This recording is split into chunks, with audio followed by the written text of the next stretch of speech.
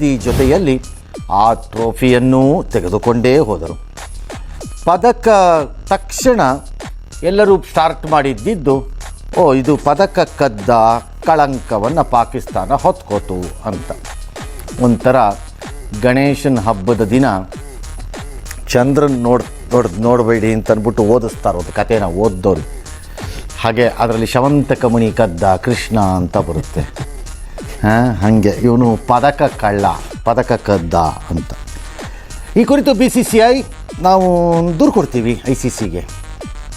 First of all BCCI ಮಾನ ಮರ್ಯಾದೆ ನಾಚಿಕೆ ಇಲ್ಲ, ಲಜ್ಗೆಟ್ಟವರು, ಕಚಡಗಳು, ಕಂತ್ರಿಗಳು, ಹೊಲ್ಕಟ್ಟುಗಳು, ಯೂಸ್ಲೆಸ್ ಫಿಲಾಸು. ಇನ್ನು ಈಗ ದೂರು ಕೊಡ್ತಾರಂತೆ, ಕೊಡಿ. ಟೀಮ್ ಇಂಡಿಯಾದ ನಿಲುವನ್ನು BCCI ಸಮರ್ಥಿಸಿಕೊಂಡಿದೆ. ಇನ್ನೇನು, ನೀವು ಮಾಡೋ ದರೋಡೆ ಕೆಲಸಕ್ಕೆ ಅವ್ರನ್ನೆಲ್ಲ ನೇಮಿಸ್ಕೊಂಬಿಟ್ಟು ಅವ್ರು ಮಾಡಿದ ಕೆಲಸನ ಇಲ್ಲ ಅಂತ ನೀವು ಸಮರ್ಥಿಸ್ಕೊಳ್ದೆ ಇರೋಕ್ಕಾಗತ್ತಾ? ದರೋಡೆಕೋರರ ನಾಯಕರು ಯಾರು? BCCI. ಈ ದೇಶದ ಭಾವನೆಯ ಜೊತೆ ಚೆಲ್ಲಾಟ ಆಡಿ ಮಜಾ ತಗೊಂಡವ್ರು BCCI, ಅದರಲ್ಲಿ ಯಾವ ಅನುಮಾನವೂ ಇಲ್ಲ. ನಮ್ಮ ವಿರುದ್ಧ ಯುದ್ಧ ನಡೆಯುತ್ತಿರುವ ವ್ಯಕ್ತಿಯಿಂದ ಭಾರತ ಟ್ರೋಫಿ ಸಿಕ್ಕೋದು ಏನು ಮಣ್ಣು ಅಥವಾ ಕತ್ತೆ ಕಾಯ್ತಿದ್ರು ಅಥವಾ ಏನು ತಿಂತಾಯಿದ್ರಿ BCCIನವರು? ಬ್ರೇಕ್ಫಾಸ್ಟ್ ಏನು ತಿಂತೀರಿ ನೀವೆಲ್ಲ? ಯುದ್ಧ ನಡೀತಿದೆ ಅಥವಾ ಯುದ್ಧ ನಡೆಸಿದ್ದ ಅನ್ನೋ ಮೇಲೆ ಆಡಕ್ಕೆ ಯಾಕೆ ಹೋದ್ರಿ ನೀವು? ನಿಮ್ಮನ್ನು ಆಡಕ್ಕೆ ಅವನು ಹೇಳ್ದವನು ಈಗ ಬುರುಡೆ ಬಿಟ್ಕೊಳ್ಳೋಕ್ಕೆ ನಿಂತ್ಕೊಂಡು ಅಯೋಗ್ಯರನ್ನು ತೊಗೊಂಬಂದು ದುಡ್ಡಿನ ದುರಹಂಕಾರದ ಪಿಚಾಚಿಗಳು ನೀವು. ಈ ದೇಶದ ಜನರದ್ದು ಕ್ರಿಕೆಟಿನ ಆಸೆಯನ್ನು ಹೆಂಗೆ ದುರ್ಬಳಕೆ ಮಾಡ್ಕೋತಿದ್ದೀರಿ ಅನ್ನೋಕ್ಕೆ ಒಳ್ಳೆಯ ಈ ಉದಾಹರಣೆ ನೀವು. ಈಗ ಯುದ್ಧ ಮಾಡ್ತಿರೋರ ಜೊತೆ ತೊಗೊಳಕ್ಕೆ ಬರಲ್ಲ ಅಂತಂದೇನೆ ಮಣ್ತೀನಿ ಹೋಗ್ಬಿಟ್ಟು ಎಲ್ಲಾದರೂ. ಇಲ್ದಿದ್ರೆ ಹೇಳಿ, ನಮ್ಮ ಬೆಂಗಳೂರಿನಲ್ಲಿ ರಾಜ ಕಾಲುವೆನ ತೆಗೆಸ್ಬಿಟ್ಟು ಕಳಿಸ್ಕೊಡ್ತೀನಿ, ತಿನ್ನಿ ಕೂತ್ಕೊಂಡು. ನಮ್ಮ ವಿರುದ್ಧ ಯುದ್ಧ ನಡೆಸುತ್ತಿರುವ ವ್ಯಕ್ತಿಯಿಂದ ಟ್ರೋಫಿ ಮತ್ತು ಪದಕ ಹಿಂದಿರುಸ್ತಾರೆ ಅಂತ ಭಾವಿಸ್ತೀವಿ ಅಂತ. ಟ್ರೋಫಿಯನ್ನು ನಾವು ಗೆದ್ದಿದ್ದೀವಿ ಅಂತ ಅವ್ರು ಯಾರೋ ನಕ್ವಿ ಉದ್ದಟತನದಲ್ಲಿ ಅವನ ಹೇಳ್ಕೊಂಡಿದ್ದಾನೆ. ಅವನು ಇನ್ನೊಬ್ಬ ಹೇಸಿಗೆ ಅವನೊಬ್ಬ. ಸರಿ, ಈ ಮಧ್ಯೆ ಟೂರ್ನಿ ಆರಂಭದಲ್ಲ ಸರಿ ಇತ್ತು, ಆಮೇಲೆ ಇದೆಲ್ಲ ಆಗಿರೋದು ಅಂತ ಅವನು ಯಾವುದೋ ಒಂದು ಹಳೆ ವಿಡಿಯೋ ಹಾಕ್ಕೊಂಡಿದ್ದಾನಂತೆ ಅವನು ನಕ್ವಿ. ಇದೆಲ್ಲ ನಿನ್ನೆ ನಡೆದಂತಹ ಗೋಜಲಿನ ಕಥೆ. ಕಾರಣ ನಾವು ಆಡಿತ್ತು. ಬಟ್ ಈಗ ಒಂದು ಪೋಸ್ಟ್ ಮಾಡಿದಾರಂತೆ ಸರ್, ನಾನೊಂದು ಪ್ರೈವೇಟ್ ಫಂಕ್ಷನ್ ಮಾಡ್ತೀನಿ, ಭಾರತ ಒಪ್ಕೊಟ್ರೆ ನಾನು ಅಲ್ಲಿ ಬಂದುಬಿಟ್ಟು ಪದವಿ ಕೊಡ್ತೀನಿ ಅಂತ. ಯಾರು? ನಕ್ವಿ ಸರ್. ಪ್ರೈವೇಟ್ ಫಂಕ್ಷನ್ ಮಾಡಿಬಿಟ್ಟು ಕೊಡ್ತಾನೆ. ಅಲ್ರಿ, first of all private function ಮಾಡೋದಿಲ್ಲಿ ಎಲ್ಲ ಒಂದು ಕಡೆ, ಅಲ್ಲೇ ತೊಗೊಳದಿದ್ದವ್ರು ಪ್ರೈವೇಟ್ ಫಂಕ್ಷನಲ್ಲಿ ತಗೊಳ್ತಾರೆ. ಅವನೊಬ್ಬ ಈಡಿಯಟ್ ರೀ ಅವನು. ಪಾಕಿಸ್ತಾನದಲ್ಲಿ ಬ್ರೈನ್ ಇಲ್ಲದೆ ಇರೋರೆಲ್ಲ ದೇಶ ಕಟ್ಟಕ್ಕೆ ಹೊರಟಿದ್ದಾರೆ. ನಾವು ಏನು ಮಾಡೋಣ? ಅವನು ಜೋಕರು ಶಬಾಷ್ ಶರೀಫು, ಅವನು ಡಬಲ್ ಜೋಕರು ಅವನು ಆಸಿಫ್ ಮುನೀರು, ಅವನು ಇನ್ನೊಬ್ಬ ಡಬಲ್ ಜೋಕರ್ ಅವನು. ಯಾಕಂದರೆ ಅವನು ಸೋತಿದ್ದನ್ನೇ ಗೆದ್ದೆ ಅಂತ ಬಿಂಬಿಸಿ ಪ್ರಮೋಷನ್ ತಗೊಂಡಿರೋ ಗಿರಾಕಿ ಅವನು ಯುದ್ಧದಲ್ಲಿ. ಈಗ ಪಾಕಿಸ್ತಾನನ ಅಮೇರಿಕಕ್ಕೆ ಮಾರಕ್ಕೆ ನಿಂತ್ಕೊಂಡಿದ್ದಾನೆ. ಬೂಟ್ಲಿಕ್ಕರ್ ಅವನು.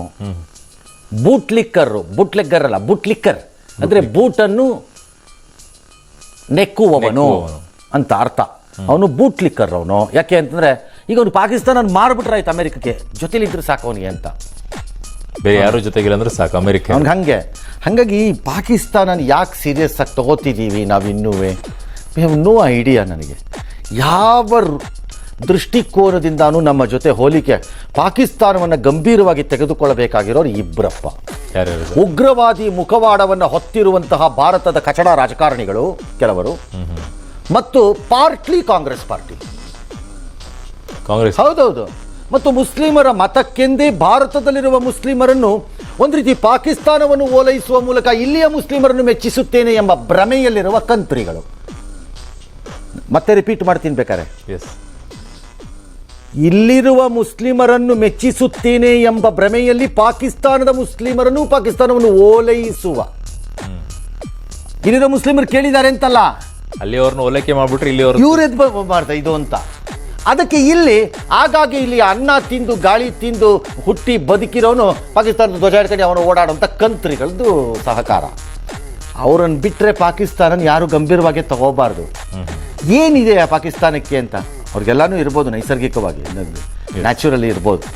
As a country it is failed.